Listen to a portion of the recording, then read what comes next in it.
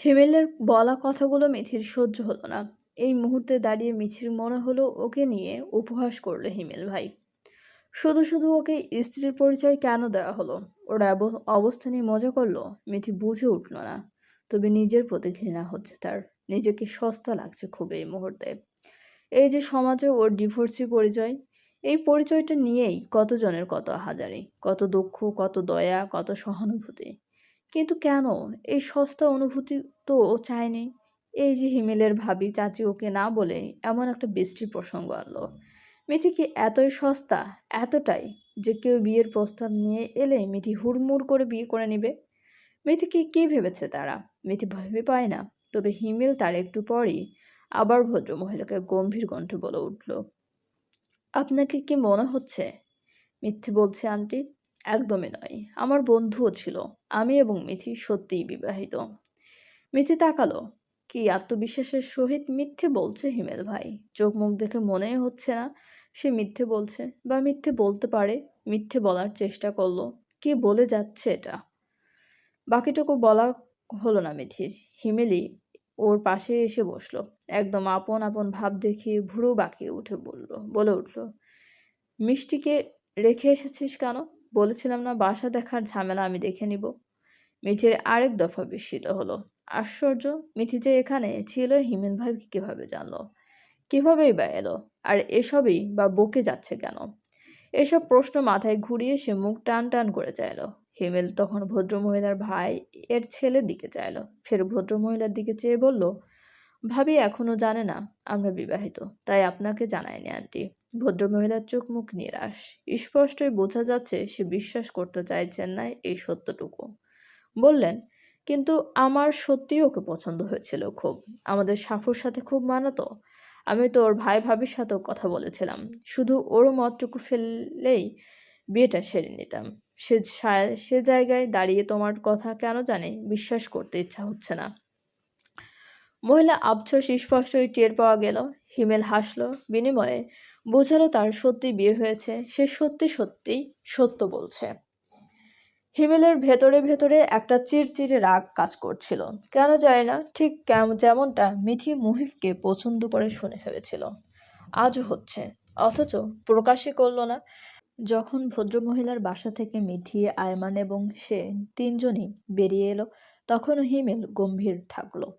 মিথি কেন সে এখানে আসার আগ অবধি এতটা সময় বসে থাকলো ওখানে? ভদ্রমহিলার প্রস্তাব শুনে ওর উচিত ছিল না উঠে চলে আসা?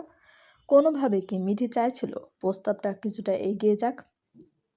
হিমেল বুঝল না। অন্যদিকে মিথির কপাল কুঁচকে রাখা, মুখে চোখে স্পষ্ট রাগ রাগ ভাব টের পাওয়া গেল। হিমেল যেভাবে রিল্যাক্স মুডে মুখ চোখ গম্ভীর রেখে হেঁটে যাচ্ছে, মিথি তা পারল না। বরং হিমেল ভাই এর গা ছাড়া ভাবটাও এই মুহূর্তে বিরক্ত লাগছে। সে হিমেলের দিকে চেয়েই ও প্রশ্ন ছুড়ল, এই তুখোড় মিথ্যেটা কেন বললেন হিমেল ভাই? কেন আমাকে নিজের স্ত্রী হিসেবে পরিচয় দিলেন? কোন কারণে? হিমেল ভ্রু বাঁকালো। পা চালাতে চালাতে হুট করেই পা থামিয়ে ও ঘাড় বাঁকালো। মিথির দিকে চেয়ে ভ্রু বাঁকিয়ে শুধালো সঙ্গে সঙ্গে, তো ওই ছেলেকে বিয়ে করার ইচ্ছা হয়েছে তোর?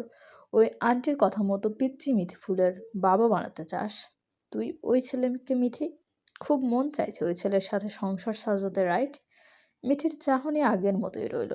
আবারও প্রশ্ন ছুড়ল, ওই শুধু বিয়ের প্রসঙ্গটা বাদ দিতেই এই মিথ্যেটা বলেছেন, নাকি অন্য কোনো কারণে হিমেল ভাই? হিমেল আবার সরাসরি নজর ফেলল মিথির দিকে। ওর চোখ মুখ কেন জানি না টান টান ঠেকলো। যেন স্পষ্টই বোঝা গেল সে রেগে আছে। মিথি বুঝলো অতবার হিমেল সরাসরি তো মিথির দিকে তাকিয়ে বলে উঠল, মিথি, আমি ঘুরিয়ে পেঁচিয়ে কথা বলতে পারি না। তোকে সরাসরি একটা প্রস্তাব দেই। মিথি বোধহয় টের পেল কি প্রস্তাব হতে পারে। অস্বস্তি হলো তার। প্রশ্ন ছুড়ল, কি প্রস্তাব? যে মিথ্যেটা আমি একটু আগে বলেছি, সে মিথ্যেটা আমি সত্যিই সত্য করতে চাই। তোকে এবং ছোট্ট মিথি ফুলকে নিজের কাছে রাখার লোভ করতে চাই। মিঠি মুহূর্তে চোখ মুখ কুঁচকে তাকালো। একটু আগের বিরক্তিকর ঘটনাটা, মহিলাটার সেই প্রস্তাবটা স্পষ্ট মনে পড়ল। মুহূর্তেই বলে উঠল মিথি, কখনো না। কী সব বলছেন হিমেল ভাই? মাথা ঠিক আছে আপনার? হিমেল একইভাবে তাকিয়ে রইল। গলা সরে দাম্ভিকতা টেনে স্পষ্ট উত্তর করল, পুরোপুরি ঠিক আছে, না ঠিক নেই। এসব কখনোই সম্ভব নয়। এটুকু বলেই মিথি পা চালানোর চেষ্টা করলো। এড়িয়ে যাওয়া প্রয়োজন, আর 1 সেকেন্ড এখানে দাঁড়িয়ে থাকার ইচ্ছে নেই। কিন্তু হিমেল তা মানল না। মুহূর্তেই গিয়ে মিথির সামনে দাঁড়ালো। মিথির দিকে চেয়ে ডান ভ্রু উঁচু করলো, তীর্যক দৃষ্টি ফেলে জিজ্ঞেস করলো, কেন? যোগ্য নই আমি তোর? কি যোগ্যতা অর্জন করতে হবে তোদের পেতে নিজের কাছে রাখতে? মিথি চাইলো মুহূর্তের মধ্যে নিজের প্রতি সে ঘৃণাটা কাজ করছে, তার সাথে সাথে হিমেলের প্রতি একরাশ রাগ ঘৃণাও জন্মালো। হিমেল ভাই কি বোঝালো? সে খুব সস্তা, তাকে নিজের কাছে রাখা জাস্ট 1 সেকেন্ডের খেলা, এটা বোঝালো। মিথির ঘৃণা নিয়েই তাকালো, উত্তর করলো, আপনি উপহাস করছেন নাকি দয়া করছেন হিমেল ভাই? ডিভোর্সি নারীরা খুব সস্তা এটা বোঝাতে চাইছেন? যে যে কেউ বলবে আর তারা রাজি হয়ে যাবে বিয়ের জন্য, এতটাই সস্তা তাই না? আপনি সমাজের বাকি মানুষের মতোই হিমেল ভাই, ব্যতিক্রম নন। মিথি অপেক্ষা করলো না আর, দ্বিতীয়বারের মতো উপেক্ষা করে চলে গেল নিজের মতো। অথচ হিমেল ঠিক একইভাবে মুখ গম্ভীর করে স্পষ্ট চাহনিতে তাকিয়ে থাকলো তার যাওয়ার পানে। এখনো মিথির কথাগুলোই মস্তিষ্কে ঘুরছে। অতঃপর আইমানের দিকে ভ্রু কুঁচকে শুধালো, ও আমায় কে বললো আমি সমাজের বাকি মানুষদের মতো? আমি ব্যতিক্রম নই। আইমান বোধহয় বুঝলো বন্ধুর আক্ষেপটা। আবার একইভাবে মিথির দিকটাও বুঝলো। একটা মেয়ের প্রতি পদে পদে লড়তে লড়তে তার এইটুকু ধারণা হওয়া স্বাভাবিক নয়। হিমেল যেখান থেকে ভালোবেসে হাত বাড়িয়েছে, সে ঠিক ওই এখানে দাঁড়িয়েই মিছির কাছে তার সস্তা সহানুভূতি উপহাস এসব মনে হওয়াটা অস্বাভাবিক নয়। আয়মান বলল, রাগ করিস না। অথচ হিমেলের ভিতরে সত্যি চিড়চিড়ে এক রাগ অনুভব হলো। মুখ টান টান রেখে শুধালো ও, কখনো বোঝার চেষ্টাই করলো না আমাকে। আমার ব্যতিক্রম হওয়া টের পেয়েছে কখনো?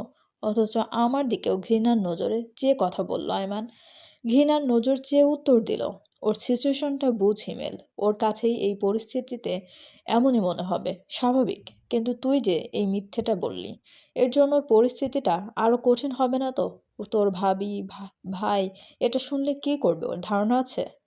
আদ্র দিনের পর দিন মায়ের অসহায়ত্ব বা মায়ের প্রতি বাবার অবহেলা এসব দেখে অভ্যস্ত এখন। সে খুব ভালো করে জানে মা বাবার সম্পর্কের বর্তমান সমীকরণ কি। অথচ তবুও বাবাকে সরাসরি বলার মতো সেই ক্ষোভ আদ্রর নেই। আদ্র নিজেও তো একই অপরাধী, নিজেও তো একই অন্যায় করেছে। একটা বোকা মেয়ে গ্রামের মেয়েকে সহজ সরল পেয়ে কত শত অন্যায় করলো। দিনের পর দিন এভাবেই তো সে মিথিকে অবহেলা করেছিল। ঠিক এভাবেই আদ্র নিজের ভবিষ্যৎ খুঁজে পায় না।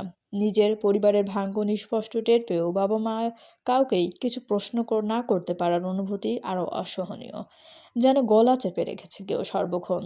আদ্র আজ মাকে নিয়ে গিয়েছিল এক আত্মীয়ের বাড়িতে। তারই এক চাচাতো ভাই এর ছেলে হয়েছে 3 দিন হলো। একদম ফুটফুটে আদুরে একটা বাচ্চা। সেখানেই বাচ্চাকে দেখতে গিয়েছিল তার মা। একা হতে কেউ বলেছিল, আদ্র না করেনি, মায়ের সাথে গিয়েছে। অথচ যাওয়ার পরই সবাই কোলে তুলে নিতে নিতে শেষ অবধি ছোট্ট আদুরে বাচ্চাটাকে কোলে দিয়ে গেল আদ্রর। আদ্র ভ্যাবাচাকা খেলো। কোনো কালে কোনো বাচ্চাকে কোলে না নেওয়া আদ্র এই ছোট্ট এইটুকু শরীর নিজের বাহু ধরে সামলে নিতে পারল না, যেন এক্ষুনি হাত গলিয়ে পড়ে যাবে। আদ্র অসহায়ের মতো নিজের মায়ের দিকেই চাইল, বলল, আম্মু পড়ে যাবে না তো ও? আদ্রর আম্মু হেসে ফেলল। এখনকার আদ্র এক দাদি সেখানে ছিলেন। নাতির এই অবস্থা দেখে হেসে বলল, বউয়ের ওই ভাইয়ের চরিত্রহীন মাইয়ারে বিয়া না করলে তো তুমিও এতদিনে এক বাচ্চার বাপ হইতে দাদু ভাই, কোলে নেওয়ার অভ্যাসও হইয়া যাইত তখন। আদ্র মুখ চুপসে এলো এবার কেমন। চরিত্রহীন? আসলে তো সে মেয়েটা চরিত্রহীন ছিল না, আদ্রই এই অপবাদটা দিয়েছিল। আদ্রই এই অপবাদ দিয়ে সবার মাঝে ছড়িয়ে দিল যে মিথি চরিত্রহীন। অথচ কথাটা তো সত্যি নয়। আদ্র নিজেই জানে মিথির গর্ভের বাচ্চাটা আদ্ররই, আর কারো নয়। আদ্র ছোট শ্বাস ফেলে সে দাদি আবারও বলল, ওই মাইয়ার ওই বাচ্চাটা যদি অন্য পোলার না হয়ে তোমার হইতো, তবে তো এমন আরেকখান বাচ্চার মুখ দেখতাম আমরা, এমন একখান ছেলের বাপ হইতা তুমিও। কিন্তু ভাগ্য বইলা একটা জিনিস আছে না, তোমার ভাগ্যটা আসলেই খারাপ দাদু ভাই। আদ্রর মা শুনল, এগিয়ে বলল, ঠিক বলেছেন চাচি, আমার ছেলেটার ভাগ্য সত্যিই খারাপ। তবে আপনি যে বিষয়ে বললেন সে কারণে নয়। কোন কারণে ভাগ্য খারাপ তাও নিজেই টের পাবে কোনো এক সময় নয়, আদ্র এখনই টের পাই। আদ্র এখনই মিথির প্রতি এক অদৃশ্য মায়া অনুভব করে। মিথির প্রতি করা অন্যের জন্য অনুশোচনা দগ্ধ হতে হতে মিথিকে ভাবতে ভাবতে আজকাল মিথির জন্য মায়া হয়। বুকের ভেতর দুঃখ জমে, বিষাদরা জমে জমে মিথির নাম উচ্চারণ করে। ঠিক একইভাবে অতীতের সৃষ্টিকর্তার দেওয়া এক চমৎকার উপহারকে অস্বীকার করার দুঃখ জাগে। আদ্র কিছুক্ষণ নিজের কোলে থাকা ছোট বাচ্চাটার দিকে তাকিয়েই থাকলো। সত্যিই তো, তারও একটা বাচ্চা থাকতে পারতো।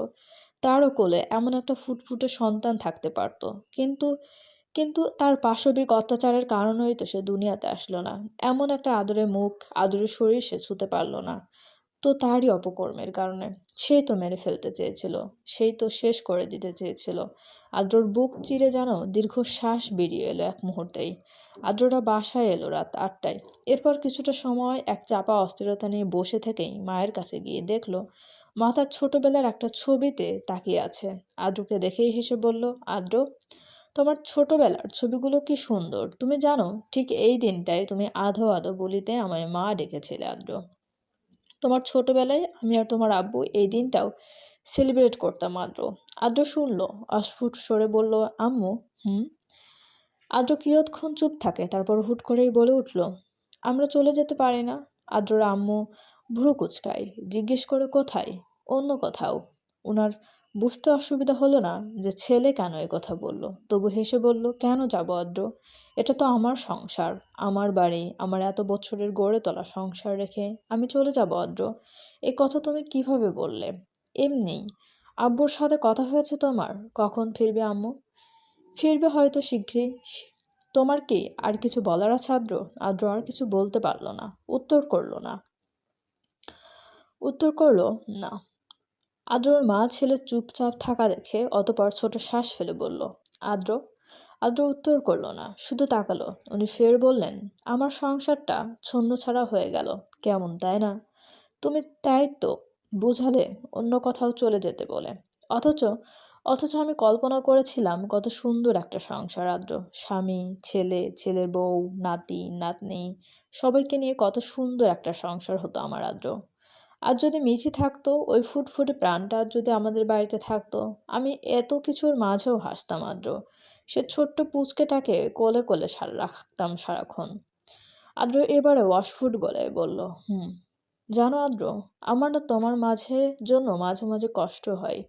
যদি কখনো আমি চলে যাই, যদি কখনো আমি আর পৃথিবীতে না থাকি, তোমার তো কিছুই থাকবে না আদ্র। আমি মাঝে মাঝে কষ্ট পাই এই ভেবেই যে আমার ছেলেই বোধহয় পৃথিবীর এমন এক হতভাগা বাবা, যে নিজের সন্তানের জন্ম হয়েছে কিনা এটুকুই জানে না, খোঁজও নেয়নি। ভাবো, তোমার মা নেই, বাবা নেই, স্ত্রী নেই, পৃথিবীতে থাকা তোমার একমাত্র অংশ, তোমার সন্তানটিও তোমার কাছে নেই।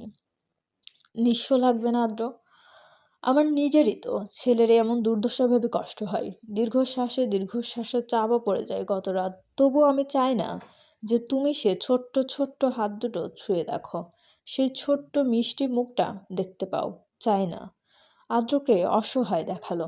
রোদ হওয়া স্বরে সে বলতে চাইল, আম্মু, আজ তোমার আর মিথির সংসারটা থাকলে আমি সবচাইতে বেশি খুশি হতাম আদ্র। সবচাইতে বেশি সুখী হতাম।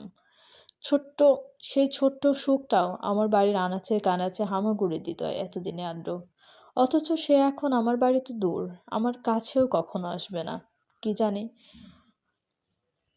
আদ্র চুপই থাকলো। তারপর হুট করে বোধ হলো আম্মু বারবার তার সন্তানের কথা এমনভাবে বলছে যেন সে আছে। সত্যিই কি সে আছে?